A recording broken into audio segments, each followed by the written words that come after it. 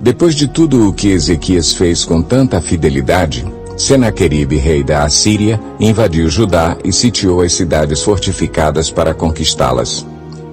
Quando Ezequias viu que Senaqueribe pretendia guerrear contra Jerusalém, consultou seus oficiais e os comandantes do exército sobre a ideia de mandar fechar a passagem de água das fontes do lado de fora da cidade, e eles concordaram. Assim, ajuntaram-se muitos homens e fecharam todas as fontes e o riacho que atravessava a região. Eles diziam: por que deixar que os reis da Assíria venham e encontrem toda essa água?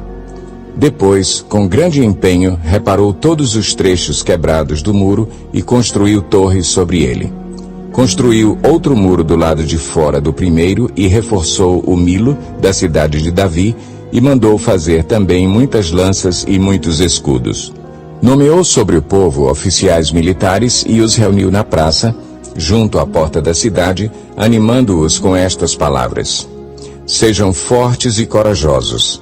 Não tenham medo nem desanimem por causa do rei da Assíria e do seu enorme exército, pois conosco está um poder maior do que o que está com ele. Com ele está somente o poder humano, mas conosco está o Senhor, o nosso Deus, para nos ajudar e para travar as nossas batalhas. E o povo ganhou confiança com o que disse Ezequias, rei de Judá.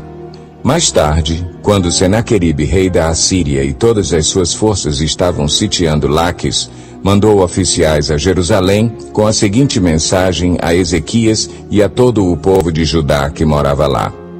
Assim diz Senaqueribe, rei da Assíria: em que vocês baseiam a sua confiança para permanecerem cercados em Jerusalém?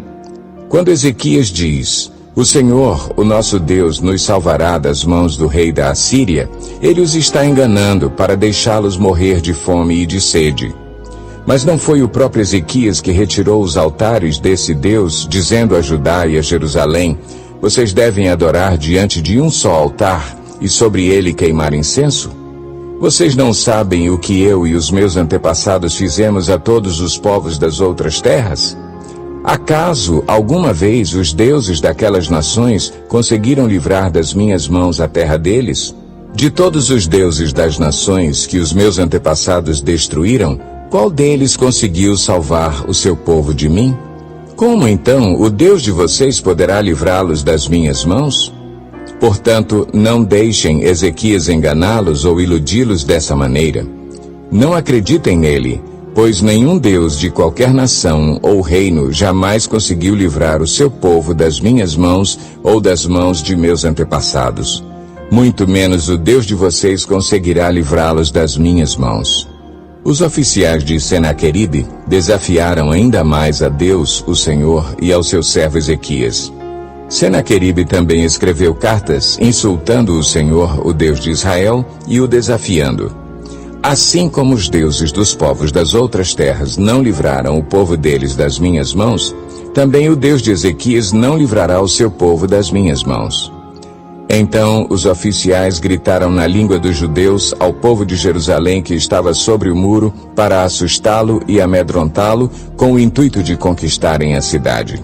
Referiram-se ao Deus de Jerusalém como falavam dos deuses dos outros povos da terra, que não passam de obra das mãos dos homens. Por tudo isso, o rei Ezequias e o profeta Isaías, filho de Amós, clamaram em oração aos céus. E o Senhor enviou um anjo que matou todos os homens de combate e todos os líderes e oficiais no acampamento do rei assírio, de forma que este se retirou envergonhado para a sua terra. E certo dia, ao adentrar o templo do seu Deus, alguns dos seus filhos o mataram à espada. Assim, o Senhor salvou Ezequias e o povo de Jerusalém das mãos de Senaqueribe, rei da Assíria, e das mãos de todos os outros, e cuidou deles em todas as fronteiras. Muitos trouxeram a Jerusalém ofertas para o Senhor e presentes valiosos para Ezequias, rei de Judá. Daquela ocasião em diante, ele foi muito respeitado por todas as nações. Naquele tempo, Ezequias ficou doente e quase morreu. Ele orou ao Senhor, que lhe respondeu, dando-lhe um sinal miraculoso. Mas Ezequias tornou-se orgulhoso e não correspondeu à bondade com que foi tratado, Por isso, a ira do Senhor veio sobre ele, sobre Judá e sobre Jerusalém. Então Ezequias humilhou-se, reconhecendo o seu orgulho, como também o povo de Jerusalém. Por isso, a ira do Senhor não veio sobre eles durante o reinado de Ezequias. Possuía Ezequias muitíssimas riquezas e glória. Construiu depósitos para guardar prata, ouro, pedras preciosas, especiarias, escudos e todo tipo de objetos de valor. Também construiu armazéns para estocar trigo, vinho e azeite. Fez ainda estábulos para os seus diversos rebanhos e para as ovelhas. Construiu cidades e adquiriu muitos rebanhos, pois Deus lhe dera muitas riquezas. Foi Ezequias que bloqueou o manancial superior da fonte de Giom e canalizou a água para a parte oeste da cidade de Davi.